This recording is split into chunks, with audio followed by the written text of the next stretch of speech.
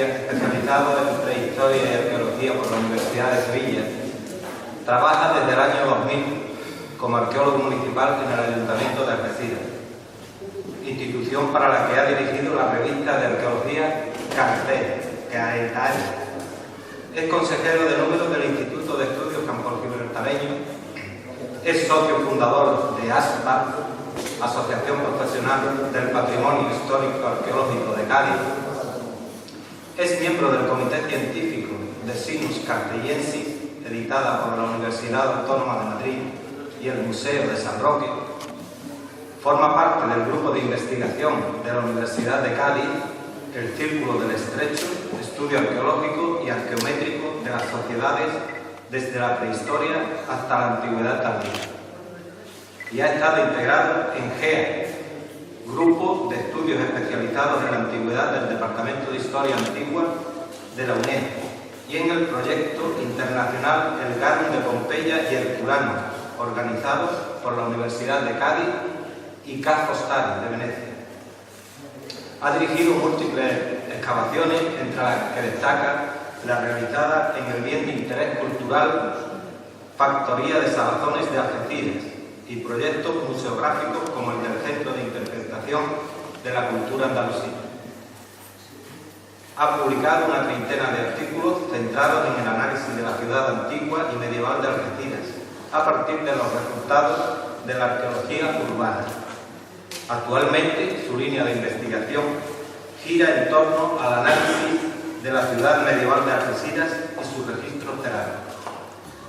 Bueno, esta mañana nos va a dar una conferencia cuyo título es Nuevos datos sobre la fortificación de Algeciras en la batalla del Estrecho, centrada en finales del siglo XIII y buena parte del siglo XIV. La génesis de esta conferencia yo creo que se encuentra, como él ya me ha apuntado, en el conflicto internacional focalizado en el control del Estrecho de Gibraltar, acaecido a finales de esta época que he hecho mención.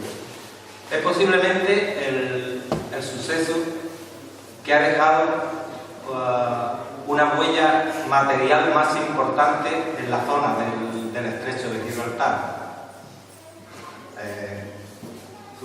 Como la mayoría de fortificaciones urbanas del entorno tuvieron que adaptarse a este conflicto bélico, y posiblemente la mayoría de las torres exentas que se encuentran en la zona pertenecen a aquella época. La conferencia analizará el contexto histórico de este periodo y centrará la mayor parte de la conferencia en la aparición de la construcción de una nueva ciudad llamada Albinia, que fue fundada por los benimerines como lugar, residencia de los sultanes y como base permanente para llevar a cabo la yihad andalusí. Yo no me voy a extender más, le voy a ceder la palabra a él porque el tiempo apremia. Adelante, Rafael. Muchísimas gracias a ustedes por la asistencia. Yo, como Andrés, también creo que debo de felicitar a Dani y al Ayuntamiento de Jimena por confiar nuevamente en estas naves, que ya van 22. Los tiempos que corren y en aquí lo hacemos bien no es nada fácil. Y sin más, bueno, vamos a dar el comienzo de la conferencia. Como acaba de comentar María, el hecho de elegir este periodo histórico, el de la batalla del Estrecho, está vinculado a que la mayoría de las fortificaciones que tenemos alrededor en el Estrecho se construyen o se readaptan durante este conflicto. Es más, la mayoría de los restos medievales que aún vemos en las diferentes fortificaciones del Estrecho pertenecen a esta batalla. Serían datados desde la final del siglo XIII, la mayoría de ellos, y el siglo XIV. Además, esta conferencia tiene especial interés en Jimena, porque, como ustedes sabrán, la primera mención al nombre de Jimena, que por ahí tiene una escuela taller que se llama Samina, este nombre aparece por primera vez en una fuente islámica en el Rabo al-Qirta a finales del siglo XIII, es decir, en el contexto de la batalla del Estrecho. Pero, bueno, ¿por qué este señor va a contar una historia sobre la fortificación de Algeciras y estamos en Jimena? Bueno, esto tiene también sentido porque Algeciras era la cabeza de un distrito, de hecho en el siglo X era capital de una cora, en la que Jimena formaba parte de su territorio. Bueno, pues la batalla del Estrecho no es más que un conflicto internacional que tiene por objeto el control de dos puertos de la orilla norte del Estrecho: Algeciras, Gibraltar y Principal. Desde el punto de vista de la historiografía se ha llamado batalla, se ha llamado guerra del Estrecho, se le ha llamado cuestión del Estrecho. A mí particularmente me gusta el término batalla porque refiere una serie de combates que se suceden en el tiempo, pero además expresa que estos combates forman parte de un proceso mayor, que en este caso sería la expansión castellana en Andalucía, lo que se ha venido a llamar en el concepto controvertido de reconquista. La batalla del Estrecho sería una batalla más dentro de esa reconquista que acabaría con la guerra de Granada. A mediados del siglo XIII, estos puertos, Algeciras, Gibraltar y Tarifa, formaban parte del Emirato Nazarí de Granada, y a partir de la desintegración del califato almohade, que empieza con la batalla de las Navas de Tolosa, se forma, a costa de la degradación del califato, 4 grandes estados alrededor del mar de Alborán. Estos serían el Sultanato Nazarí de Granada, el estado Benimerín en lo que sería el actual Marruecos, el estado de los Abdelwalíes, el reino de Tlemcen en la zona de Argelia, y los Hafsidas en Túnez. Y esta debilidad del califato almohade es aprovechada también por los castellanos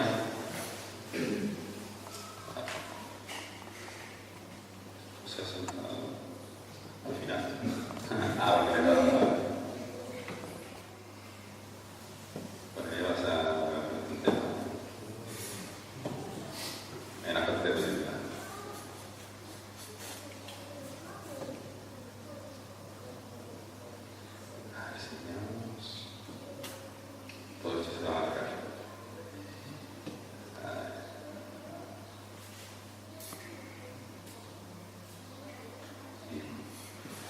Pues, como les contaba, los castellanos también aprovechan este momento de debilidad y después de las Navas, que lo que hacen es conseguir ese paso por Sierra Morena, facilitarles el paso que les va a permitir un paseo militar por todo el Valle del Guadalquivir. De hecho, ahí tiene las conquistas de Fernando III. A ver si yo me hago con él. No, siempre no voy a ver aquí. Que conquista prácticamente toda la mitad de Andalucía, excepto la mayor parte de la expansión territorial en el territorio de Andalucía se produce en época de Fernando III, y es la mayor conquista hasta que al final de la Guerra de Granada los católicos consigan culminar este proceso. Bueno, pues entonces a mediados del siglo XIII, Fernando III se instala prácticamente a las puertas del Guadalquivir. Bueno, ¿cuáles son entonces los principales actores que van a intervenir en la batalla del Estrecho? Pues, como hemos visto, el reino castellano, el reino nazarí de Granada y los benimerines de Marruecos. ¿Cuáles son los intereses de los castellanos en este conflicto? Bueno, pues los castellanos lo que pretenden es un aislamiento del reino de Granada, porque si ustedes recuerdan, la península había estado dirigida y gobernada desde Marrakech, tanto en el Imperio Almorávide como en el Imperio Almohade. Entonces los castellanos lo que tratan de hacer es impedir que... Lo que tratan de impedir es...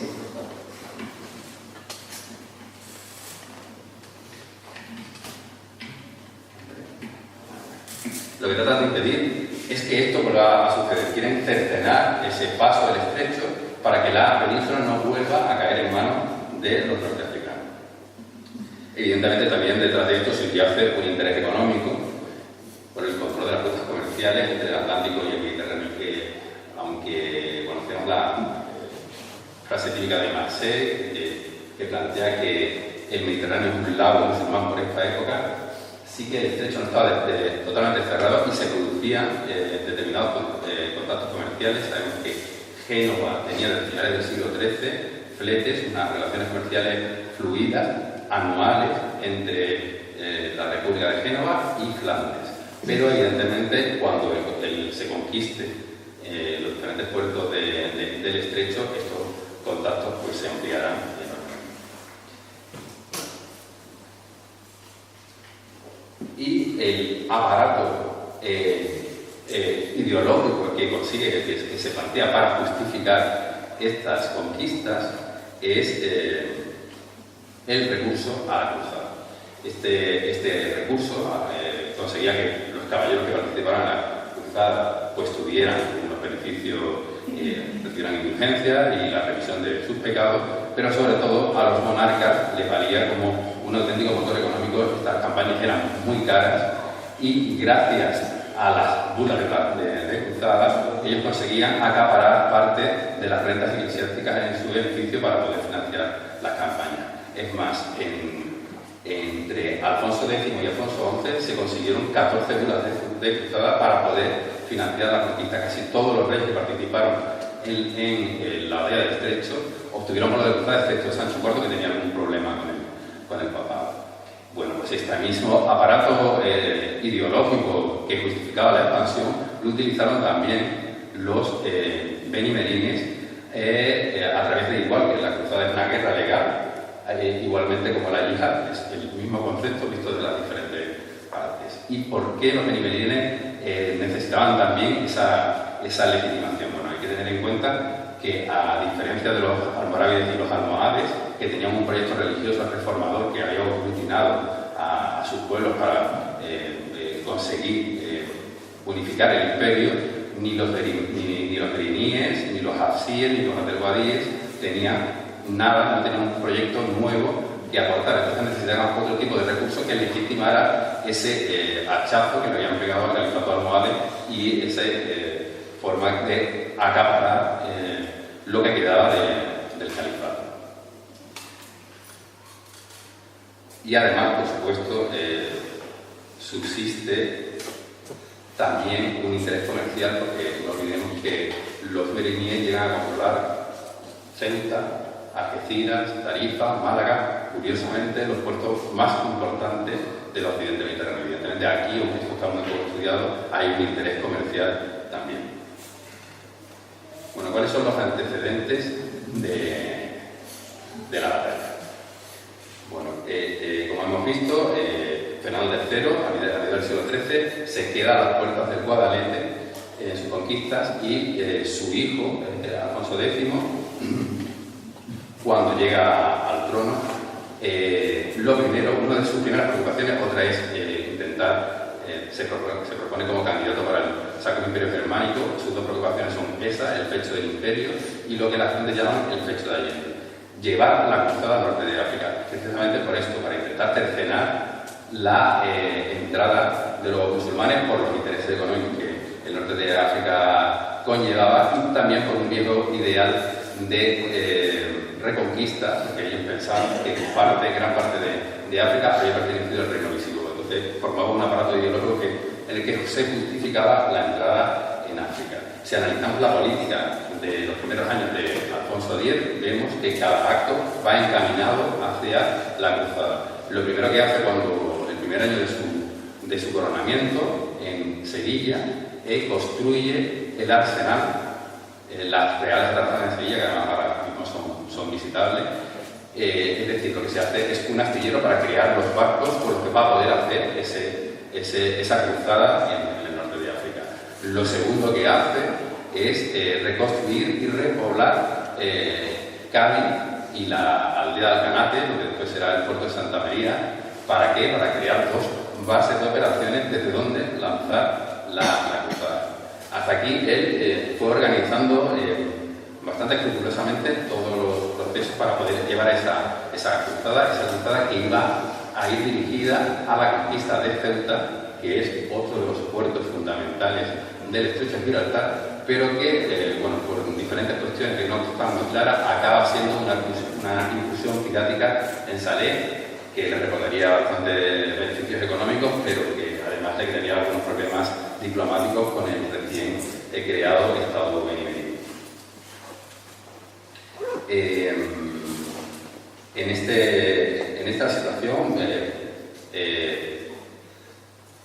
también vamos a ver lo que Alfonso X, lo que digamos que detona el conflicto es que Alfonso X, para realizar la cruzada y para intentar conquistar Ceuta, le propone a Ibn al-Ahmar, al primer sultán nazarí, que era vasallo suyo y con el que tenía una relación de amistad, 20 años de vasallaje, le pide los puertos de Algeciras y Tarifa para hacer esta cruzada. En primer momento, Ibn al-Ahmar, que además había alentado a Alfonso X a conquistar el norte de África, le dice que sí, que le va a ceder los puertos, pero evidentemente después aconsejado, imagino, y después de analizar la situación, comprende que eso es un subsidio político y se entrega esos puertos, después va a ser bastante difícil que los vaya a recuperar, y decide romper el vasallaje que le une a Alfonso X y además, por sorpresa, eso no se lo esperaba Alfonso X, plantea una sublevación general e simultánea en Murcia y en el Reino de Sevilla, aprovechando el descontento de la nueva política de Alfonso X diferente con la población mudéjar que tenía su Fernando III. Esta revuelta mudéjar es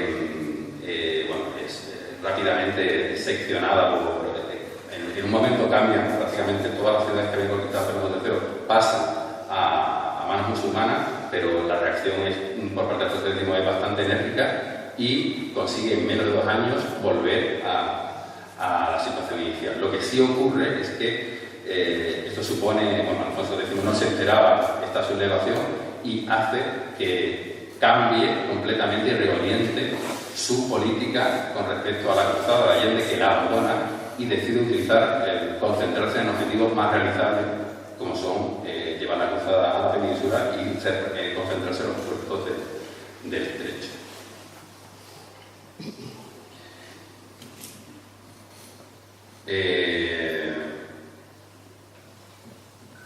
La batalla del estrecho la podemos diseccionar en 3 fases. Una primera fase se llevaría a cabo en la fecha que podemos observar ahí y está protagonizada por los meriníes. Finalmente, Ibn al-Ahmar, ante el proceso de expansión que estaba proyectando Alfonso X, decide que como mal menor llamar al sultán meriní y para que consiga frenar esta política expansiva castellana a costa de sus territorios. Para ello ofrece los puertos de Algeciras y Tarifa a Ibn al-Ahmar para que se realice, para que puedan pasar a la península y hagan unas expediciones de castigo contra los castellanos. En esta primera fase está protagonizada por Abu Yusuf y se realizan 5 expediciones en las que no se consigue ninguna conquista territorial, lo que prácticamente hacen es raciar todos los territorios y obtener botín. La consecuencia directa, lo que estábamos hablando antes, es que Alfonso X toma conciencia de que el problema lo tiene el estrecho y que si quiere cerrar la entrada de los norteafricanos lo que tiene que hacer es conquistar los puertos del estrecho y el más importante de ellos, Algeciras. Y plantea un primer asedio a la ciudad de Algeciras que resulta un fracaso.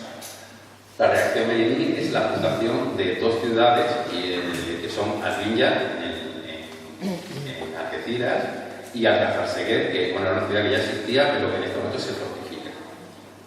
Si ven ustedes, desde el siglo X, la comunicación entre África y el sur de la península ibérica se utiliza por la vía Ceuta-Algeciras. Esta es la vía que utilizan los ejércitos omeyas para su expansión por el norte de África y es la vía comercial. Estas 2 ciudades habían crecido, esos son 2 puertos comerciales que habían crecido a través de los intercambios que por ahí canalizaba las rutas, por ejemplo, de oro y esclavos subsaharianos.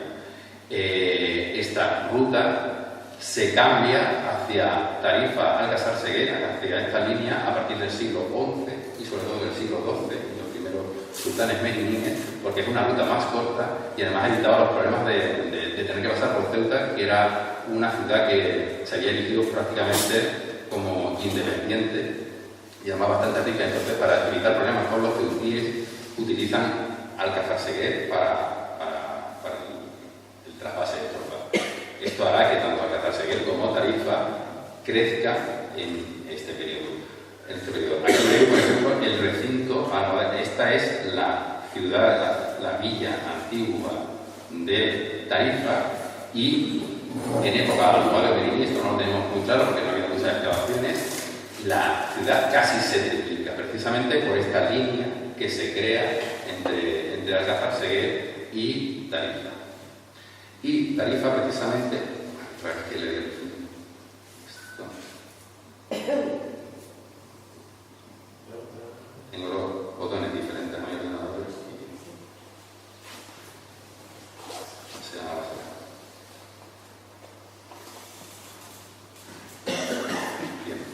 Bien. Tarifa, precisamente, inaugura la segunda fase del conflicto. Esta segunda fase protagonizada, la primera fue protagonizada por los beguineríes, como hemos dicho. Esta segunda fase la protagonizan los castellanos, que directamente se van a intentar solucionar el meollo del problema, conquistando Tarifa en 1292, que además será la única conquista permanente del periodo. Pero Tarifa no había sido el objetivo fundamental, no era el plan inicial. El plan inicial fue la conquista de Algeciras. De hecho, como veremos, Algeciras es siempre el objetivo fundamental, el objetivo prioritario para todos los monarcas castellanos a la hora de intentar controlar el estrecho. Como hemos visto antes, Alfonso XI inicia el asedio, aunque fracasa. Sancho IV planifica entrar ahí, lo que pasa es que le asesoran de que sería mucho mejor conquistar Tarifa porque es uno de los objetivos más asequibles, y a lo mejor, como hemos visto, es la línea de paso que se habían utilizado tanto almorávides, almohades y benimedines. En vez de por Algeciras pasan por Alcázar Seguer, Tarifa. Entonces, pensando en que conquistando Tarifa obligarían a reorientar el tránsito de tropas. Posteriormente, Fernando IV también iniciará una serie de Algeciras que también fracasa y conquistan Gibraltar. Y por último, Alfonso XI es el que realmente consigue la conquista de la ciudad. Es decir, que como vemos, Algeciras es siempre, aunque es importante controlar las tres plazas, es a la que siempre recurren. Pues bien, después de la conquista de Tarifa, Abu Yaqub, además por determinados problemas internos dentro de su reino, decide reorientar completamente la política exterior meriní y se plantea el segundo gran planteamiento de la política exterior meriní. El primero ha sido la yihad al-Ándalus, y el segundo es conseguir la conquista de los antiguos territorios del califato almohade en el norte de Marruecos, es decir, en lo que sería Argelia y lo que sería Túnez, que conseguirán por muy poco tiempo. En este proceso se funda una de las nuevas, igual que Albiña, una de las nuevas fundaciones meriníes, que es el Almahan al-Mansura, que está en Tlemcen. En este periodo es cuando se cede, según el Raúl Alquirtas, Algeciras y Ronda pasan de manos meriníes, que eran los que las habían tenido para poder hacer la raza que vemos en la primera fase. Abu Yaqub, como reorienta la política, cede estas plazas de una forma que no tenemos muy claro todavía a los nazaríes. Y es aquí donde se cita por primera vez Jimena en las fuentes islámicas.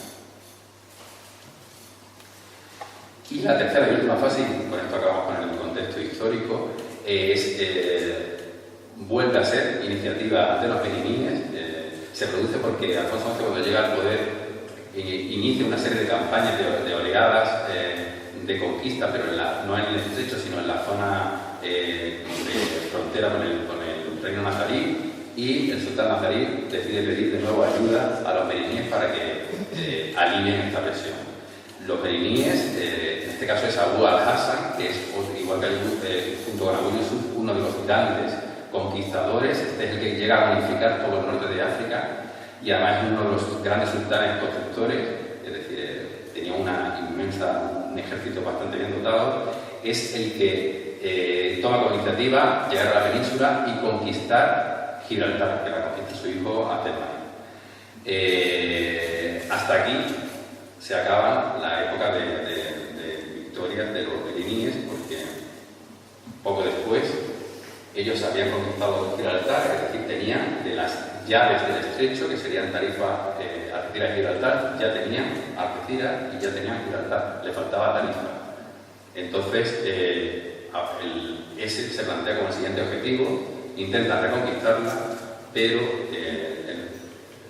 la historia no les sale nada bien, de hecho tienen que huir prácticamente por patas, porque abandonan el real. Abu al-Hassan tiene que abandonar a su real y salir corriendo a Algeciras, resultan nazarí igual, abandonan el tesoro, mueren parte de su harén, sus mujeres, algunos de sus hijos, o sea que fue un auténtico desastre. Y posteriormente a eso se produce la conquista de Algeciras, con lo cual se acaba por completo el interés en volver a tener una aventura en la zona peninsular. Es decir, que la consecuencia de la batalla del Salado es el fin definitivo de la amenaza norteafricana en la península. También se produce la estabilización de la frontera con Granada hasta la Guerra de Granada. Se forma una banda, que es una banda morisca, que permanecerá prácticamente desde este momento hasta la Guerra de Granada. Y por último, bueno, evidentemente, conquistar el estrecho, cerrar la posibilidad de que los norteafricanos volvieran a pasar, significa el eslabón necesario para que los reyes católicos consiguieran conseguir ganar la Guerra de Granada.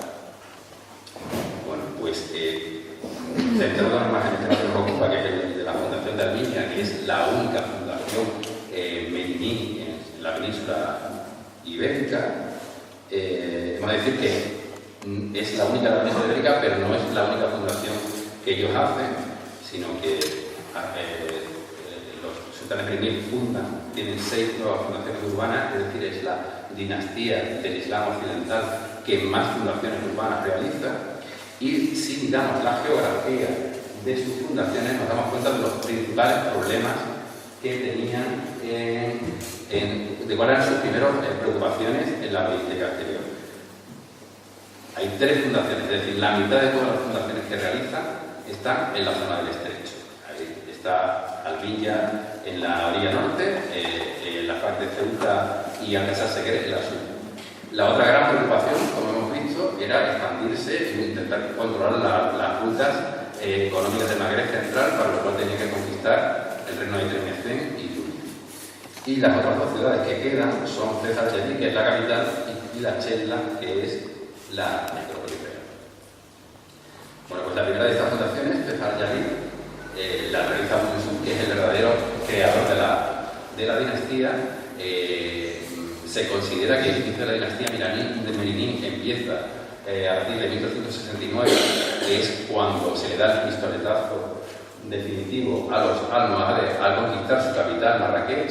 Sin embargo, Abu Yusuf decide no mantener la capital y cambiarla para evitar las revueltas internas que podría provocar, permanecer en la antigua capital almohade. Y pasa la capital a Fez, que es una ciudad que está más cerca, ellos vienen del oriente y tienen más apoyo de las tribus de esta zona.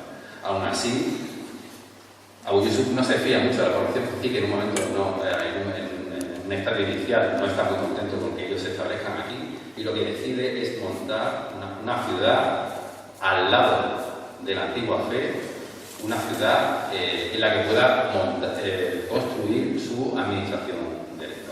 Esta ciudad es de nueva planta y está organizado, tiene un trazado urbanístico nuevo, orientado en torno a una calle principal que une 2 puertas de la ciudad, y según las fuentes, según Al-Mari, estaba dividido en 3 sectores, que serían que es el barrio, la zona del Palacio Real, después está el barrio de la Mela, el barrio donde habitaban los judíos, y que está marcado con el número romano 2, es el barrio donde vivían los cristianos, es decir, las poblaciones protegidas.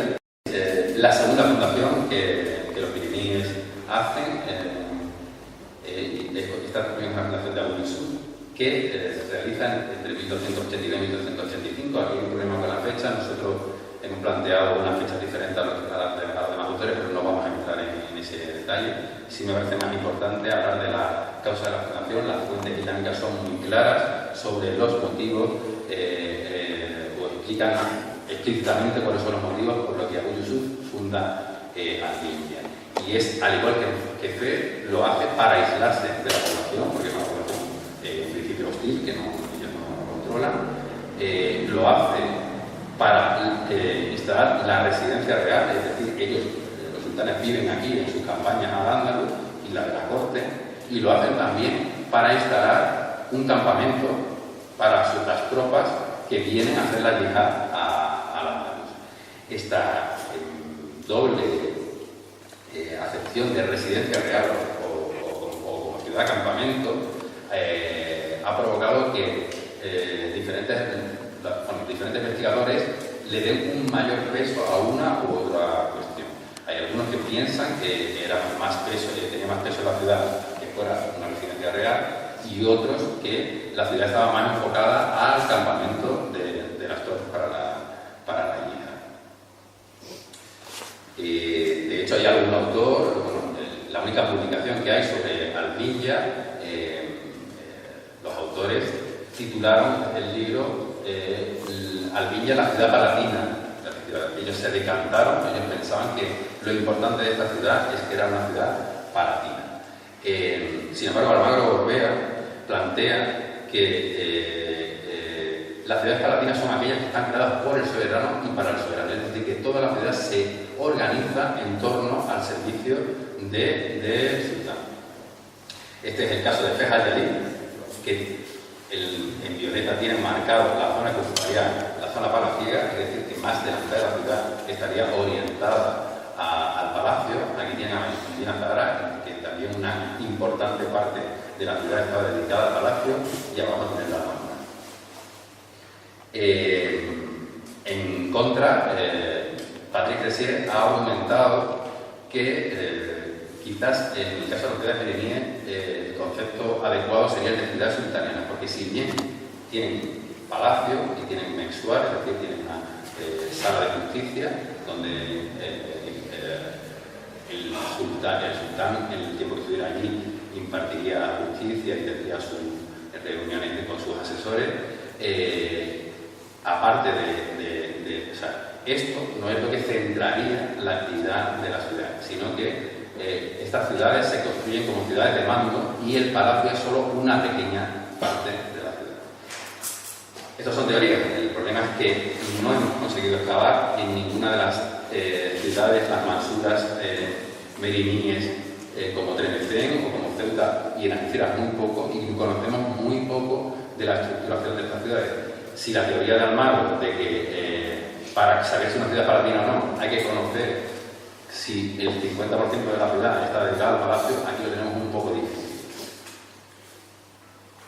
El otro punto importante, hemos dicho que los dos puntos eran como ciudad, la discusión entre ciudad palatina y como ciudad campamento, aunque las dos puntos las tuvieron. En este caso, hemos de llamar la atención de que estas ciudades se crean para pasar tropas a la península, y en este sentido algún autor las ha llamado arquitecturas para la yihad, es decir, son ciudades que están construidas, que son cabezas de puente para lanzar ejércitos hacia arriba, hacia la península. Es decir, que son ciudades, aunque son amuralladas, son ciudades más ofensivas que defensivas. De ahí el nombre de Mansura, porque Mansura significa victorioso. Son ciudades para la victoria, son ciudades que se crean o bien para asediar otras ciudades, caso de Trenecén o caso del origen de Ceuta, o ciudades que se crean para la yihad peninsular, caso de Alcázar-Seguer, de Algeciras o de Ceuta en su segunda fase. Bien, para valorar un poco dónde podríamos enmarcar cómo sería Al-Binja,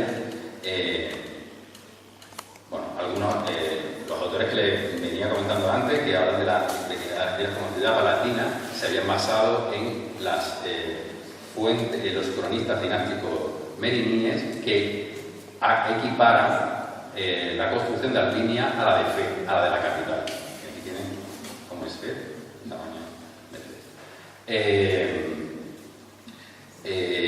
sin embargo, nosotros estamos de acuerdo con Eduardo Manzano, en que posiblemente estos cronistas dinásticos lo que tratan de hacer es ensalzar las conquistas en la península, porque, como hemos hablado antes, de ello depende la legitimidad del califato meriní, que, como hemos visto, no tenía un proyecto religioso especial y tenía que basar su legitimidad, ya que había suplantado el almohade en alguna cuestión, y entonces utilizan la yihad como elemento fundamental. Entonces ellos, cualquier conquista que se produce en la península, le dan un eco impresionante. Además, también estos autores se basaban en que, bueno, ahora después les explicaremos, pero ellos creían que la ciudad de Albinia era esta, después les explicaremos que no, la ciudad de Albinia no está ahí.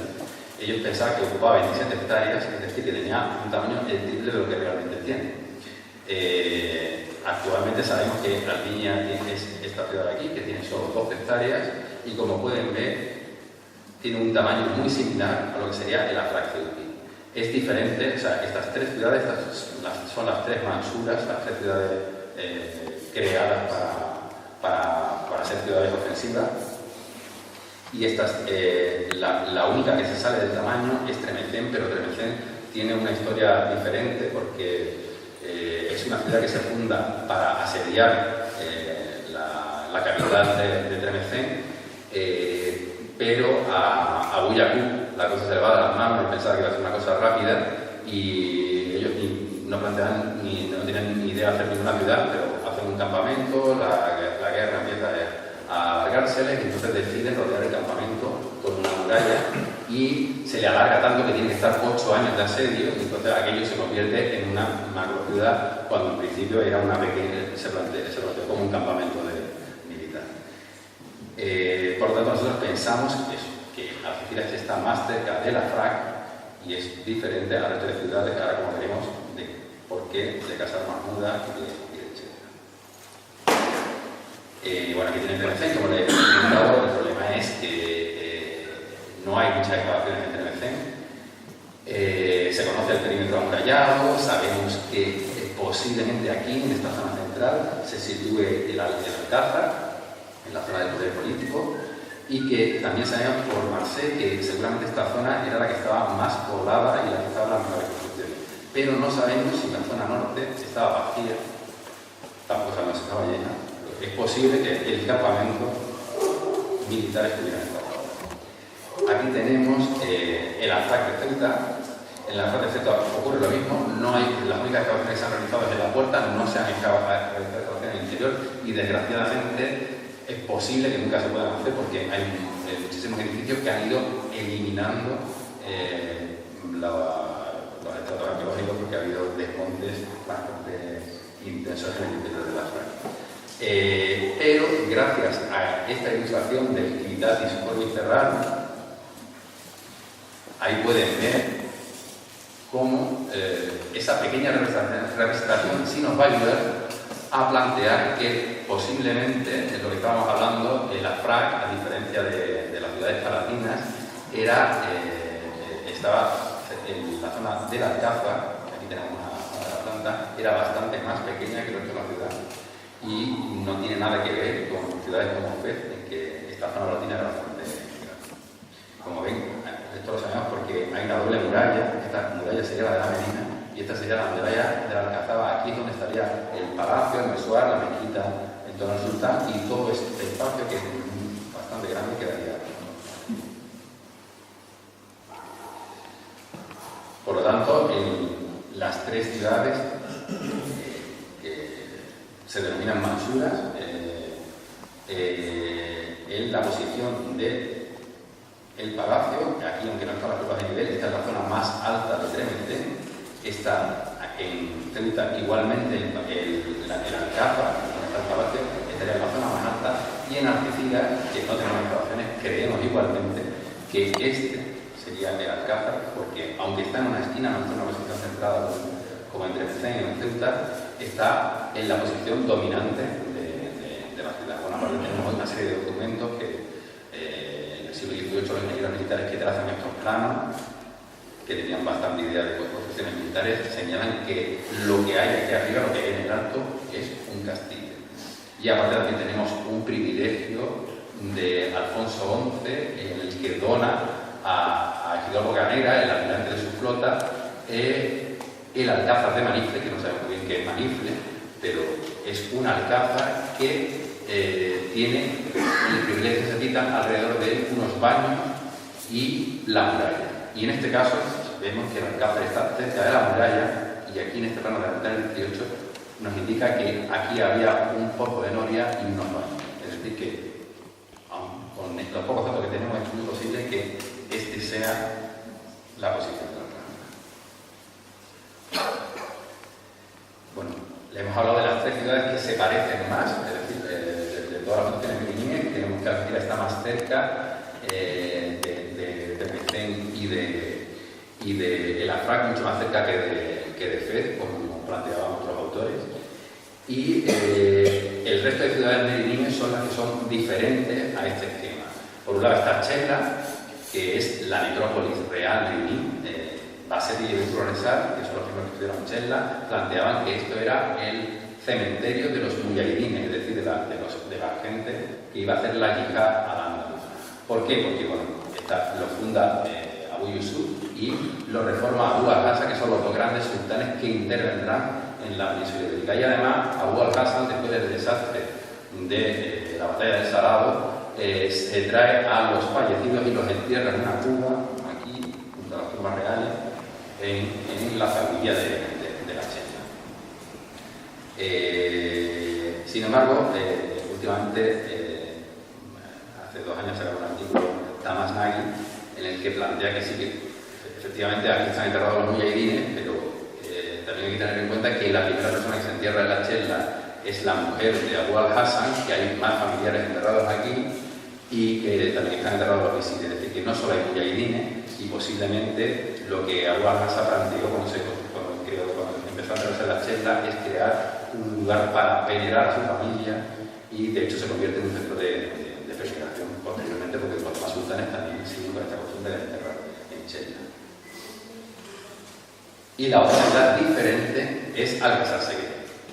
Bueno, Alcázar Seguer, que es llamado por Ibn Khaldun el Casar al-Mayar, es decir, el Alcázar del Paso. El nombre no puede ser más significativo porque es una ciudad que está, como ven, al lado del mar, para ser un puente para pasar a Tarifa.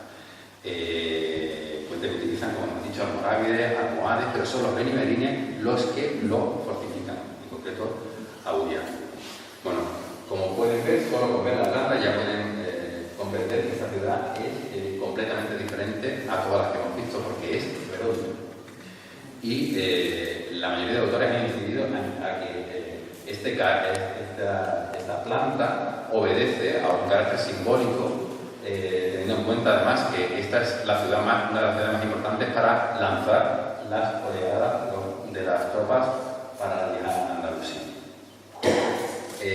Además, Cressier también llama la atención que no solo la planta, sino que incluso las puertas están dispuestas en los vértices de un triángulo equilátero perfecto. Bueno, no sabemos si esto es así, pero es verdad que las fuentes árabes trazan como ciudad ideal Bagdad, que la Bagdad así era así, una planta circular. Lo que sí es verdad es que una ciudad circular también es, desde luego desde el punto de vista militar, bastante efectiva, porque desde el centro, si hay una comunicación del centro hacia los flancos, es muy fácil mandar tropas a las diferentes zonas de la muralla. Sea como fuera, es una ciudad peculiar, porque también es la única que no tiene alcazaba, sede de mando. Y además tiene, como vamos a ver después, una fábrica, un tipo de construcción completamente diferente al resto de la ciudad de Medellín. Bueno, y ahora vamos a hablar del tema de la resistencia, que es el sistema defensivo de Medellín. Si yo yo les hablo de las murallas merindias de Algeciras, pues ustedes seguramente van a pensar rápidamente, Andrés no, porque no va a aquí, pero la mayoría va a pensar en las murallas que están en la avenida Blas Infante.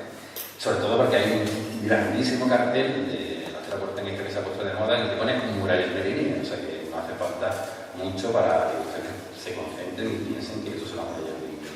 Bueno, mi compañero, mi colega José María Tomacet y yo, hace 11 años demostramos que esto no es así, que es posible que haya obras peregrinas en esas murallas, pero desde luego esta no es la ciudad de Arviña, la ciudad que fundan los peregrinos. Nosotros lo que hicimos es, bueno, sobre todo porque las excavaciones no nos cuadraban lo que nos estaba saliendo, porque el modelo teórico que se había planteado, que es el que tienen aquí, que Arviña está situado al norte y que esta ciudad tan grande, y que al ser Alhadra, la ciudad fundada en el siglo VIII, es esta ciudad pequeñita de aquí.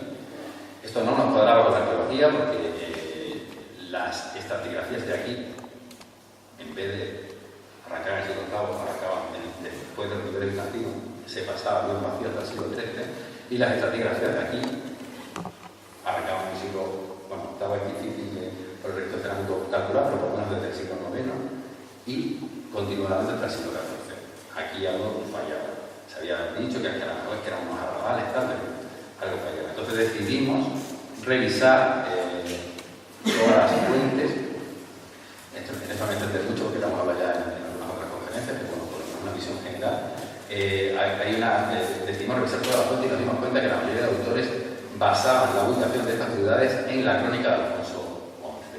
Nosotros revisamos esa crónica y encontramos un pasaje que hay que buscar a conciencia porque es bastante oscuro, en el que sí se podía intuir que la ciudad de Al-Jazira Al-Hadra, la ciudad antigua, estaba otra vez, me voy, es que tiene el fin justo donde mi ordenador está y ahora que poner una caja ahí dentro.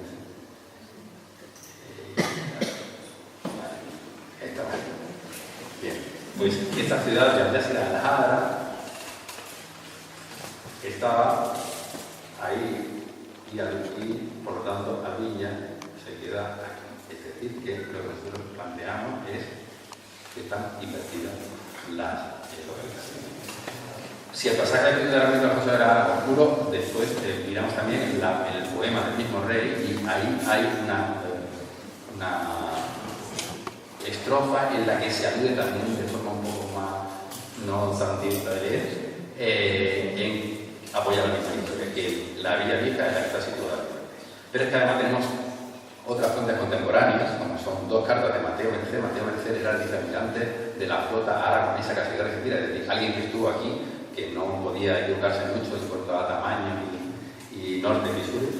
Y este hombre escribe, cuando conquista Algeciras, dos cartas que envía para congratularse de la conquista y para explicar cómo había sido, y es la que dice que él entra en la villa pequeña, porque los catalanes entran en la pequeña, y que después el rey entra en la villa mayor. Si vemos la cartografía del 18, creemos que está bastante claro que la villa mayor es esta y que la villa pequeña es esta. Es decir, la villa mayor es la antigua, es lo que él dice, y por lo tanto la villa pequeña sería la última. Pero es que Ibn Hadir, que es el visir de Muhammad V y acompaña a Muhammad V en la reconquista de Algeciras en 1369, escribe exactamente lo mismo, que la transcripción sería que Al-Munaya, él habla de la Al-Munaya de la Al-Medina Al-Kubra. Esto quiere decir la escuela de la Medina Mayor, de la Gran Medina. Es decir, los dos están, un cronista, Mateo Merced, que es castellano, y Ibn Hadir, que es árabe, están los dos explicando con sus palabras exactamente lo mismo, que la ciudad grande es la antigua y que la ciudad moderna, o sea, la ciudad meriní es la pequeña. Otra que iba a tocar aquí, ya bien, centrándonos en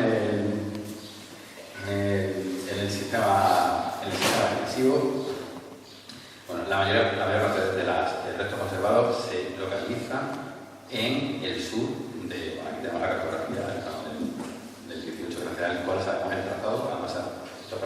resultado ser bastante bien realizado y donde dicen que hay muralla, hay muralla.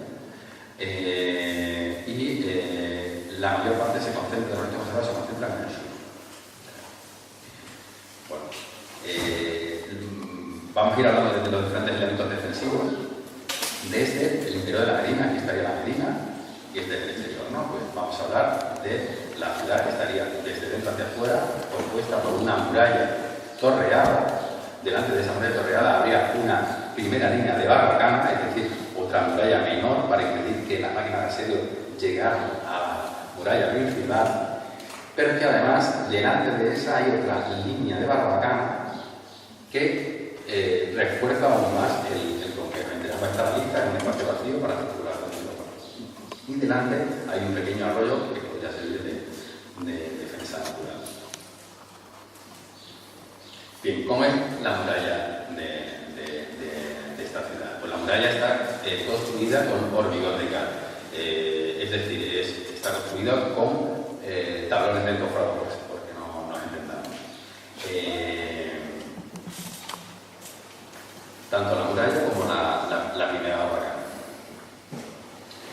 ¿Cómo están construidas las murallas del resto de ciudades meriníes? Pues todas las ciudades meriníes están construidas, aquí ven el afrac, donde ven esos pequeños boquetillos que son los mechinales, es decir, las improntas que dejan los andamios, donde se están poniendo los encofrados para levantar los muros, es decir, muralla y torres son de tapial.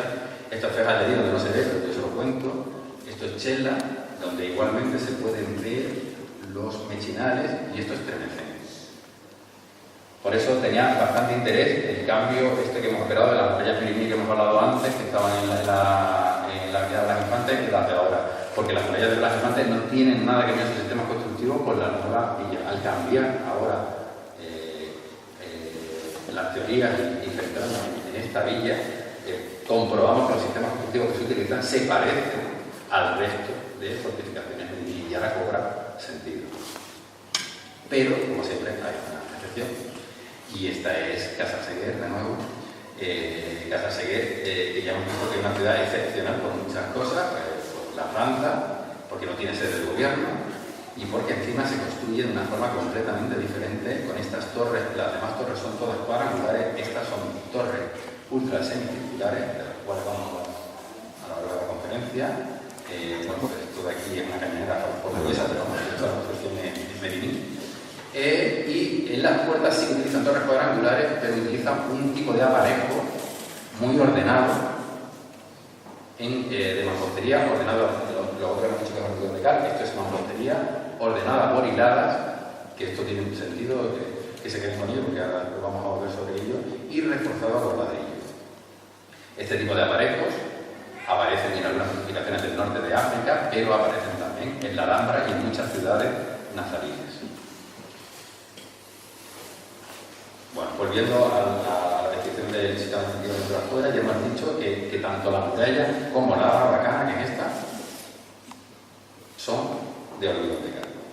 Esto en un principio se interpretó como, en realidad, como si fuera se ha publicado como si fuera un forro, este muro de tapial y estos fragmentos como si fueran el forro de esta torre.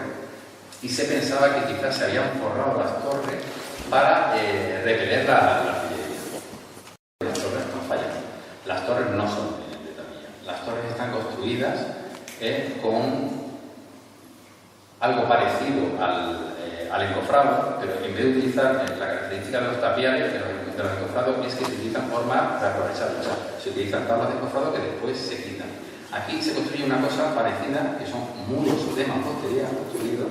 Se construyen 3 muros de mampostería, 1, 2, 3 para hacer la torre, y el cuarto sería la muralla, adosan esos muros y van rellenando como si fuera un hormigonado. Solo que este hormigonado tiene un gran número de piedras para hacerlo más resistente, y de hecho eso se llama calicanto, por de ahí la expresión está cerrado a calicanto, porque esto es totalmente infranqueable. Bueno, pues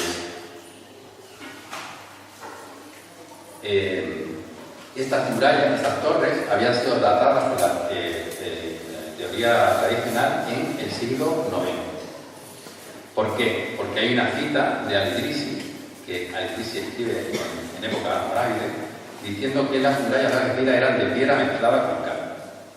Como esto se pensaba que esta zona, como hemos dicho antes, pensaban que esta era la ciudad antigua, no como ahora mismo que es la moderna, pues dijeron, bueno, pues entonces estas son las murallas que vio Al-Idrisi, entonces seguramente, como Muhammad I en el siglo IX hizo un programa de reconstrucción, pues estas serían las murallas de Muhammad I.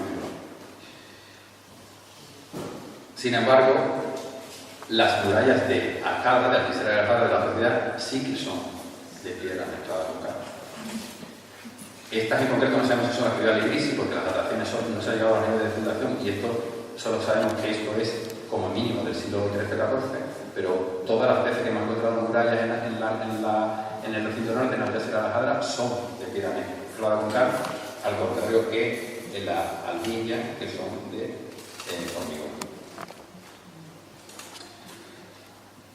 El siguiente elemento, hemos hablado de la muralla, hemos hablado de la primera barbacana, ambas de tapial, y ahora estamos en la última barbacana, la que cierra la ciudad, la que cierra hacia el exterior.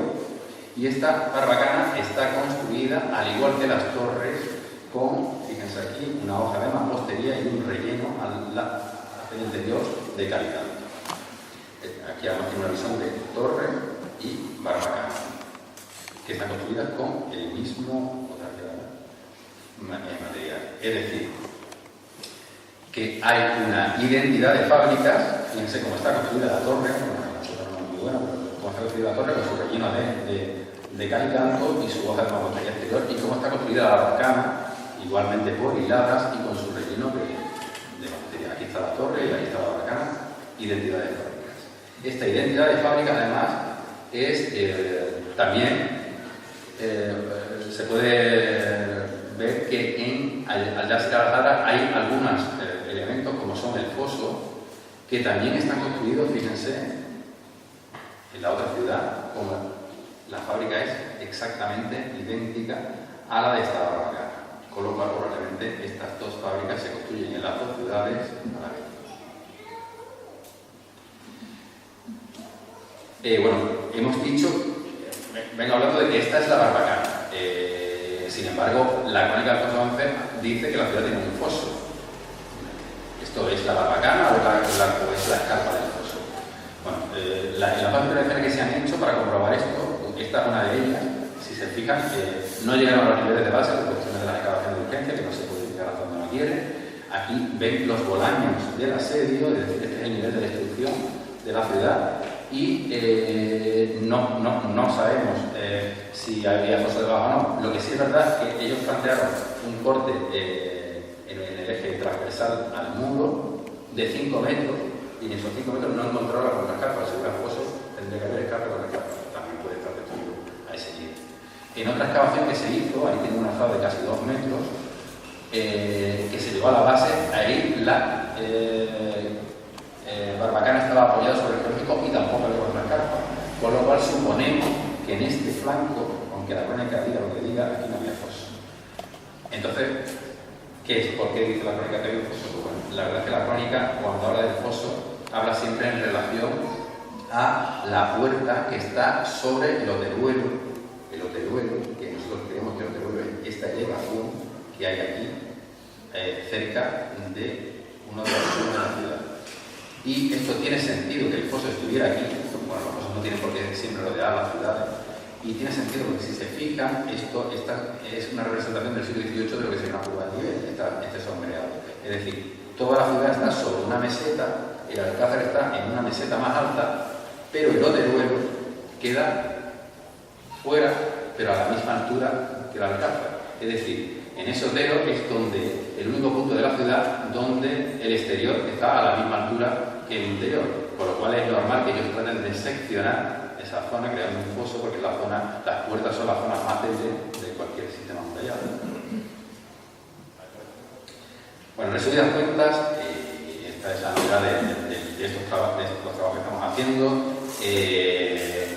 Lo que nosotros creemos es que haya una muralla y un antenudo de un material que es el hormigón, y que haya otro antenudo que sea, y las torres que son de otro material, que es el cal y canto, lo que nos está diciendo es que hay dos fases constructivas diferentes, que hasta ahora no se habían visto, en la edificación de esta ciudad. Una primera fase en la que se construye muralla y primera barbacana, otra segunda fase en la que se construyen las torres y la sierra barbacana. La primera fase ocurriría en el momento de fundación de la ciudad, 1982-1985, pues será una fundación de Muyusu, y la segunda fase, ahora vamos a explicar por qué está en torno a 1909. Tenemos una problemática cronológica, es la cuestión también de la arqueología urbana. No hemos podido saber ningún nivel de fundación, no tenemos ni idea de, o sea, no podemos demostrar que todo lo que le estamos diciendo, que suponemos que las murallas son de época pequeñina, del siglo XIII-XIV. Si viniera aquí alguien que defendiera la teoría anterior, diría, bueno, yo creo, de hecho, escuchando una conferencia de esto es del siglo IX. Yo no se lo puedo rebatir, bueno, me puedo rebatir por paralelos, porque en el siglo IX no estamos tan claros de que se construye de esta forma y sabemos que en el siglo XIV sí. Pero bueno, no podemos demostrarlo porque no hemos acabado los niveles de base. Además tenemos otro pequeño problema, y es que ninguno de estos elementos defensivos, ninguno, está relacionado físicamente. Es decir, que no podemos hacer una estratificación horaria en el que nos diga cuál está encima de cuál y para hacer una cronología relativa, porque cada elemento está en una punta de ellos, excepto torre y muralla. Claro, torre y muralla que tiene un avanzamiento vertical, que es el problema de esta relación estratigráfica, que quién está encima de quién. Entonces, aquí podemos decir lo que cada uno quiera. Entonces tenemos que recurrir a los paralelos, ya no nos queda otra, a los paralelos constructivos. Y bueno, les recuerdo que hemos pensado que la barbacana, bueno, aquí se ve claramente que la barbacana de la ciudad parece que está construida con la misma técnica, igual calicanto, coger mampostería y tal, que el foso o la capa de la otra ciudad. Pues bien, en la otra ciudad sí que podemos datarla, por lo menos la fecha toque para arriba, y es que hay una reforma sobre ese foso que se realiza entre 1344 y 1350 porque afortunadamente a Alfonso XI se le ocurrió poner su nombre inscrito en el foso, y eso nos ayuda un poquito a los arqueólogos porque así no tenemos tantas complicaciones como con la cerámica. Entonces el único rey Alfonso bajo el cual la ciudad de Algeciras es castellana, es Alfonso XI, que construye la ciudad, conquista la ciudad en 1344 y muere de peste intentando conquistar Gibraltar en 1350. Es decir, este tramo ha sido construido entre 1344 y 1350. Ya quisiera Andrés tener esa cronología para poder tratar alguna cosa de entonces, vale, hasta aquí algunos arqueólogos habían planteado, bueno, entonces todo el foso será de esa época, pero no. Nosotros creemos que no, porque el foso, la parte que tiene las inscripciones, es esta parte que está rodeando a la flota de Gibraltar, que no se lo había enseñado, y que tiene estas esquinas de sillería que no tienen el resto de antemuros. Y además tienen, además de las inscripciones, tienen estas marcas, que son marcas de cantero que no son muy habituales en los mampuestos, son normalmente habituales en las obras de sillería y que están diciendo págame, son marcas para que el cantero reivindique su cobro. Estas marcas solo se dan en el entorno de la puerta de Gibraltar y no en el resto del foso, por lo menos hasta ahora no lo hemos encontrado. A lo mejor tenemos que cambiar de opinión. Pero es que además tenemos una fuente que es el Lord de Algeciras. El Lord de Algeciras es uno de los finales que además a Carlos le sonará, porque su sobrino fue el que sacó a la luz este texto, que es una descripción de la organización de la ciudad tras la conquista de Alfonso XI, una descripción de cómo era la ciudad, cómo se organizaba, y se llama Lord porque también alaba la bonanza de la ciudad. Bueno, nosotros hemos dudado, entre ellos y yo, de si el texto era realmente de esa época o no, porque la copia que se conserva es del siglo XV, pero últimamente nos hemos convencido de que, bueno, por una serie de cuestiones que no le puedo ahondar, de que efectivamente el texto, aunque sea una copia del siglo XV, es realmente original, gracias a los estudios de la luna. y esto lo comentaríamos en otra conferencia, porque si no va a estar eternamente. Pero ese texto, fíjense de mí, de que es original, dice que la primera cava, está describiendo la ciudad tras la conquista por los castellanos, que todavía no han podido ellos hacer ninguna obra, está labrada de cal y de canto. Es decir, que cuando llegaron los castellanos había un foso que estaba hecho de cal y canto. Por lo tanto, nosotros pensamos que la zona que los castellanos reforman es esta, y el resto del foso es de época islámica, anterior a 1350, tenemos pues aquí, anterior a 1342, en la fecha de la conquista. Bueno, pues entonces vamos a ver, ya sabemos que tenemos una fortificación de la villa y que tenemos ahí unas torres que nos descuadran un poco, porque que narices hace unas horas de calicando ahí, y entonces tenemos que recurrir a ver qué ocurre en el resto de Andalucía para poder intentar saber quién construye eso. Y lo mismo se había planteado el recientemente fallecido Manuel Acien, uno de los grandes de la arqueología medieval andaluza. Manolo, el doctor Manuel, lo que hizo es un plan Schleiman con Ijata en mano, y la Ijata es el texto en el que se describe la biografía de Muhammad V, de la que hemos hablado antes, y en la Ijata se comenta cómo Muhammad V reforzó 22 puntos fortificados en la raya de la frontera nazarí. Pero solo menciona dos, Iznájar y Archidona.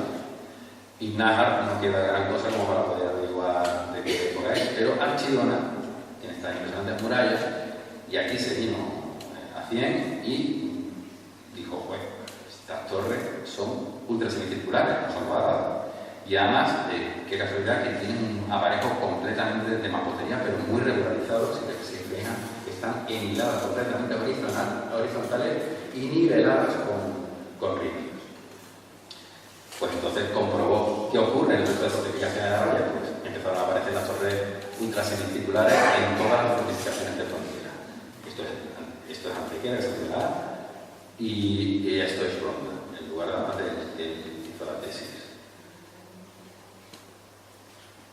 Por lo tanto, tenemos un programa, posiblemente de Muhammad V, de construcción de fortificaciones en la frontera, en la que se utiliza la mampostería frente a las primeras épocas del califato del sultanato nazarí, en la que se emplea especialmente un tipo de obra de tapial que es el califastrado. Posteriormente, Antonio Malpica y los alumnos de la Escuela Granadina han investigado más a fondo estas fortificaciones de la raya de la frontera granadina. Aquí tenemos Moquín, en la que hay una cosa muy interesante. Si se dan cuenta, lo dibujado en verde es una obra de mampostería que está forrando una obra de tabilla de hormigón almohadilla. Y además, también tienen esas torrecitas ultrasemicirculares, es decir, lo verde sería la mampostería, la fase nazarí, y lo rojo sería la fortificación de tabilla almohade.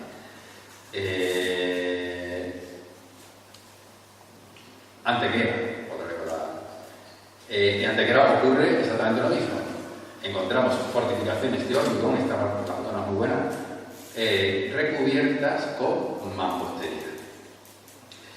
Además, esto lo ha estudiado un arquitecto que trabaja mucho con nosotros, que es Pedro Burguerán, junto con Manuel Romero, el arqueólogo municipal de Antequera, y ellos se han dado cuenta que esta forma de tanto las torres como la muralla, tanto de la Alcazaba como de la Reina de Antequera, es un programa sistemático de construcción, pero que no repara algo que esté en mal estado, porque ellos han comprobado los tapiales, y Pedro es especialista en tapiales, y los tapiales son de una dureza impresionante y están seccionados. Es decir, ellos no creen que el tapial estuviera en mal estado, sino que ellos creen que se construye el forro de mampostería por una cuestión que ahora vamos a ver, pero que se hace a posta, que no es que simplemente vamos a reparar los conflictos que son estropeados.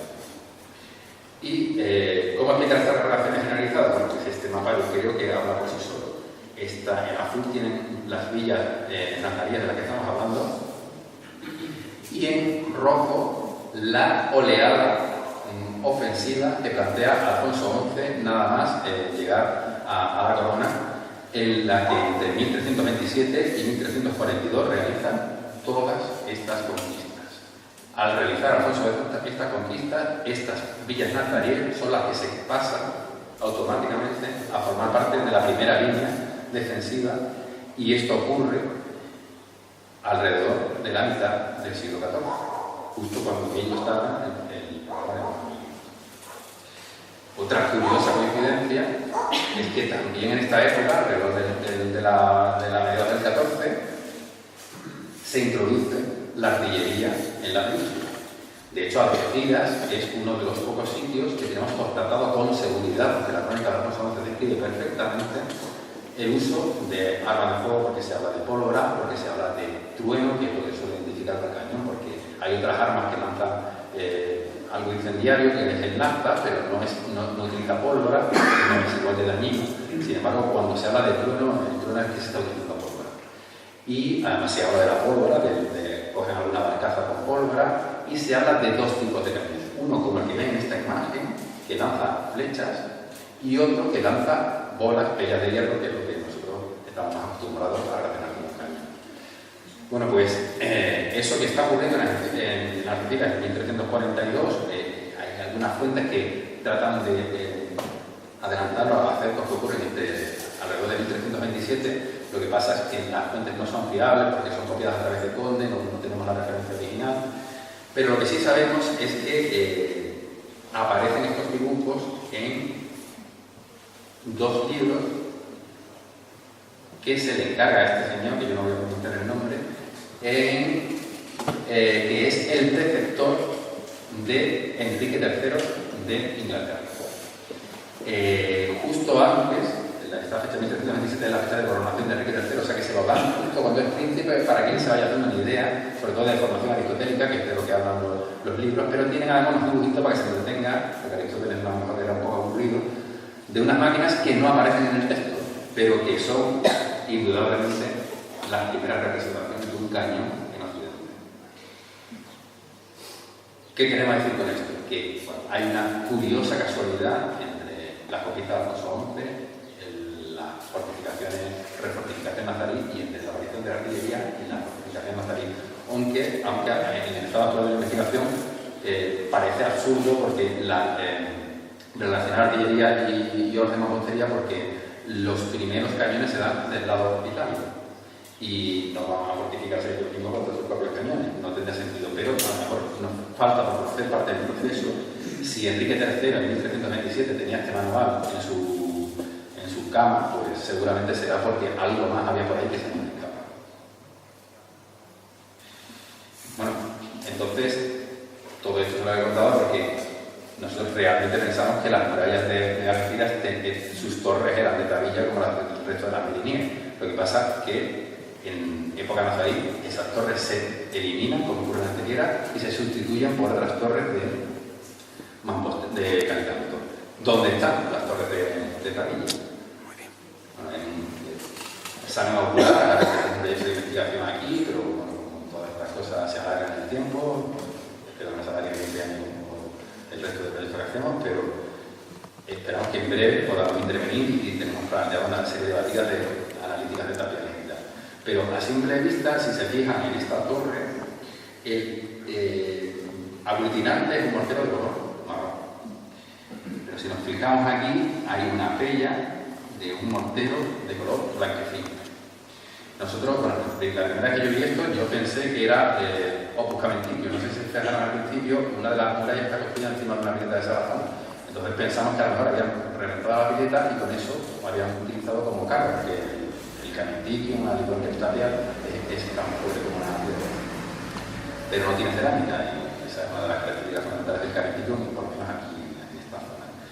Es muy posible que estos sean bloques de tabilla de la hora material. O sea que, bueno, esto es una idea que esto habrá que certificarlo, habrá que mirar bien las torres, que como han visto, esto se ha visto en un control de movimiento de retirada de la vegetación, o sea que ni siquiera en una investigación reglada. Aprovechamos que nos había quitado la plantita para poder analizar un poco. Bien, en cuanto a la cronología, bueno, hemos dicho que las obras de Muhammad V gobierna en la segunda mitad del 14, pero nosotros sabemos que la muralla de Algeciras, las barbacanas tienen que ser anteriores a 1342, no nos cuadra. O sea, lo de Algeciras es antes, eso no es de cajón. Si nos fijamos, y esto ya la importancia que cada uno le quiere dar a la lectura de analizar cada parámetro y la piedrecita está aquí o está allí, pero sí que es verdad que los programas, todas las obras de Muhammad V, o Yusuf I, porque tampoco está muy claro si es solo Muhammad V, todas las obras de Muhammad V tienen una regularización impresionante. Es decir, usted puede seguir la hilada de nivelación, lo que ellos llaman enriqueado, la pueden seguir de línea a línea que van perfectas. Y en la Algeciras tenemos una cosa muy organizada, pero no podemos seguir las líneas de nivelación, no estaban creadas de lado a lado, no estaban trazadas de baño. Pero sin embargo el proyecto, la idea es más o menos la misma. Pues aquí tenemos otra fortificación que es Piña, que también está en la raya de la frontera granadina, donde, menos mal, hay algunas de las fortificaciones que se escapan de este programa y que no, igual nosotros no hemos podido datar, pero ya sabemos que hay otras fortificaciones que no están en el régimen estricto de Muhammad. Y otra cosa que no les había comentado, que es muy interesante de la barbacana, no es solo que sea de mampostería, sino que está ataluzada. Esto es muy interesante para impedir el asedio, porque si la dejamos ataluzada, como está hecha, la gente escalará, pero si nosotros la revocamos, como han quedado restos, pues seguramente se creará una superficie horizontal bastante difícil de escalar. ¿Dónde se da la barbacana ataluzada? Bueno, pues muy cerca de aquí, en San Roque, en ese magnífico sitio que es el Hissin Cartayana, un poco alterado por la construcción de la refinería en la Puebla. El Hissin, según las últimas investigaciones del señor Martínez Livio, esto se ha descubierto en los últimos años, estaba, si se fijan, en este lado. Esta colina está totalmente regularizada de forma artificial. Ellos lo que han hecho es han tallado la colina alrededor, y los cuatro lados, aquí solo vemos uno, pero están los cuatro lados, han tallado una colina artificial y han creado un glaciar artificial que seguramente también estaría reducido y que haría una superficie muy difícil para la escala. Esto está datado según sus excavadores, entre 1275 y 1379.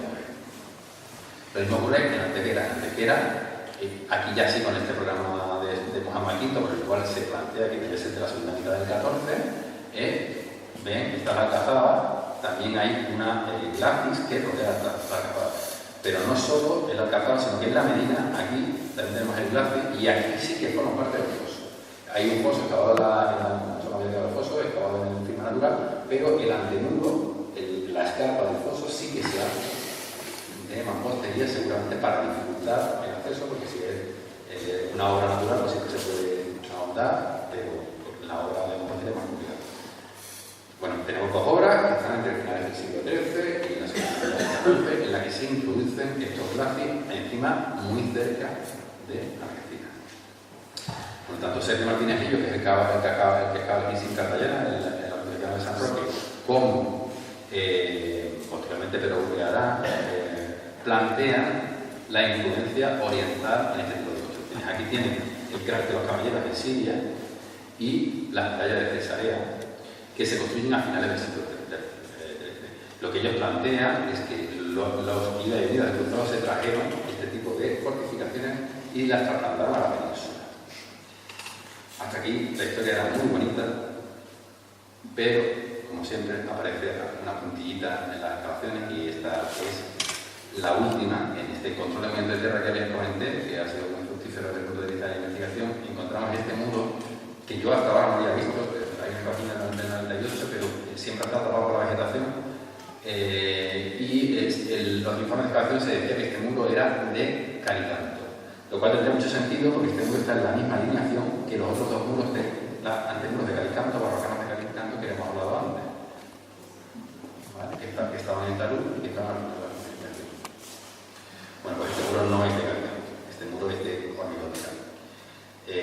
Como pueden ver ahí, por la granulometría pues no se puede mirar, ¿no? Pero además podemos asegurarles, aparte de que la cara se podemos asegurarle de que no es un muro de cal y canto, porque tiene ese pequeño boquetito ahí, que es oblicuo, y este boquetillo es en realidad el negativo del cabo que sujetaba la media aguja con la que se hizo el encofrado de esta obra. Es una obra encofrada de una gran simpleza, con un gran contenido en cal, tanto que se parece a otra muralla. Esta es la barbacana de la otra ciudad, de la Yasera Rajadra. Fíjense, el gran contenido en cal, esto está hecho con la técnica de calcastado que hemos hablado antes, que es también de la nazarí. Fíjense cómo se ven hasta las tablas. Las tablas, incluso se ve la arruga de la madera directamente. Aquí podemos contar las tablas que utilizamos para hacer ese tablón encofrado. Y en esta muralla, curiosamente, que es de la segunda fase, porque hemos identificado, también esto es algo nuevo, también lo explicarlo, dos murallas, dos fases constructivas de la muralla, que ahora se pensaba que era única. Y esta coincidencia entre una otra y la otra se da en la segunda fase. Esta segunda fase utiliza más el tema de las medias cañas, que es un sistema que se utiliza cuando los muros son muy anchos, en vez de hacer un mechinal pasante, que es el que ven en cualquier construcción cuando ustedes ven una serie de boquetitos como hemos visto en las murallas de las fortificaciones meriníes. Pues aquí no se ven esos boquetes en el tapial porque no atraviesan la muralla entera, son medias cañas.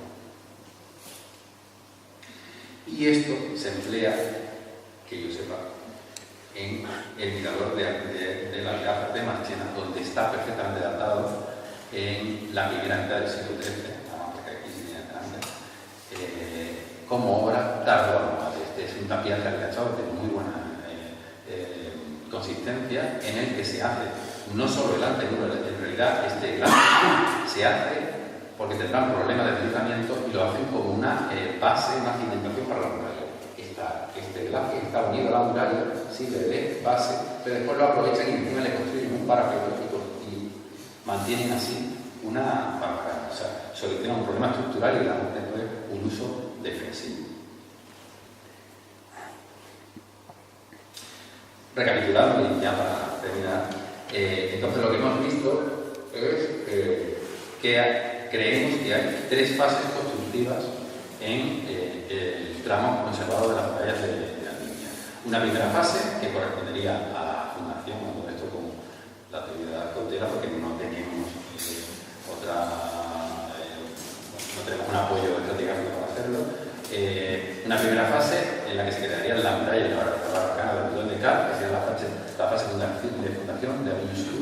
Una segunda fase en la que se construiría ese glass que acabamos de ver ahora, el de la villa, el que se parece al de Marchena, y que nosotros creemos que pertenece a la reforma de Abusai, porque el Raúl de Alquiltas, el texto escrito por Irene Avizar, que además estaba bastante bien informado, porque Irene Avizar era el cronista de Abusai, con lo cual su información tiene que ser buena, nos dice que en 1315-1316 Abusai construye en Algeciras la puerta frontera al puente y rodea la ciudad de Palacete. Entonces creemos que este glacis forma parte de esa obra de Palacete. Y posteriormente, en la tercera fase, se construyen las torres y la barbacana de cal y canto, dentro ya de la reforma nazarí, dentro de este mundo de reformas nazaríes que hemos visto en el resto de la frontera con Granada. Bueno, por incidir en la fecha, nosotros hemos dicho que nosotros pensamos que la reforma nazarí tiene que ocurrir entre 1294 y 1333. ¿Por qué? Porque en 1294 hemos visto que se produce, que cuando se mencionan los textos a Jimena, que los nazaríes se reorientan su política exterior y dicen la ciudad de Al-Ándalus para vosotros, y se la dejan a los nazaríes. Y están hermanos nazaríes cambiando algunas veces de mano, pero entre 1294 y 1333.